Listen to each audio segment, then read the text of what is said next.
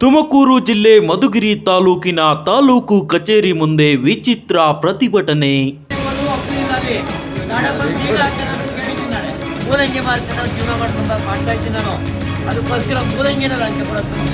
ಅಧಿಕಾರಿಗಳ ಭ್ರಷ್ಟಾಚಾರಕ್ಕೆ ಬೇಸತ್ತ ರೈತ ಪ್ರಸನ್ನ ಕುಮಾರ ತಾನು ಬೆಳೆದ ಮುಲ್ಲಂಗಿಯನ್ನೇ ಲಂಚವಾಗಿ ನೀಡಲು ಕಚೇರಿಗೆ ತಂದಿದ್ದ.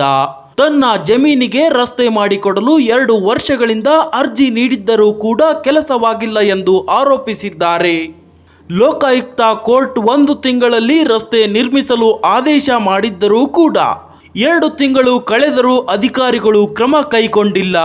ಲಂಚ ಕೇಳಲಾಗಿದೆ ಎಂದು ಆರೋಪಿಸಿದ ರೈತ, ಹಣ ಇಲ್ಲ, ನಾನು ಬೆಳೆದ ಮುಲ್ಲಂಗಿಯನ್ನೇ ಲಂಚವಾಗಿ ತೆಗೆದುಕೊಳ್ಳಿ ಎಂದು ಮೈಕ್ ಹಿಡಿದು ಆಕ್ರೋಶವನ್ನ ವ್ಯಕ್ತಪಡಿಸುತ್ತಾ ಪ್ರತಿಭಟನೆಯನ್ನ ಕೈಗೊಂಡಿದ್ದ.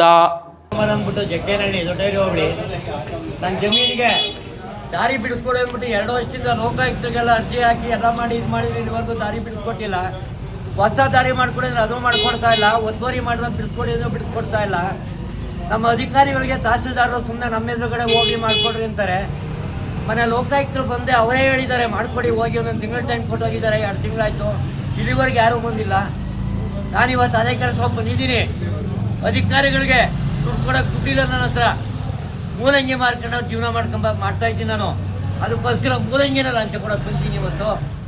ನಮ್ಮ ಅಧಿಕಾರಿಗಳು ಅಂದರೆ ಆರ್.ಐ. ಜಯಪ್ರಕಾಶ್ ಅಂದ್ಬಿಟ್ಟು, ನಮ್ಮ BA ಬಂದ್ಬಿಟ್ಟು ಶರಣ್ ಅಂದ್ಬಿಟ್ಟು, ಇಬ್ಬರು ಬಂದು ದಿನ ಒಂದೊಂದು ಕತೆ ಕಟ್ಕೊಂಡು ದಿನ ತೊಡ್ತಾವ್ರೆ. ಸಾರಿಗೆ ನನಗೇನೋ ಮಾಡಿ ಅನುಕೂಲ ಮಾಡಿಕೊಡಿ, ಇಲ್ಲ ನೀವು ವಾರದಲ್ಲಿ ಬಂದಿಲ್ಲ ನೇಣು ಹಾಕೊಂಡ್ಬಿಡ್ತೀನಿ, ಅಷ್ಟೇ ಮಾಡೋದು. ಇನ್ನು ಬಿಡಿ ಸರ್, ಇನ್ನು ಏನು ಮಾಡ್ಬೇಕಿಲ್ಲ ಜೀವನನ.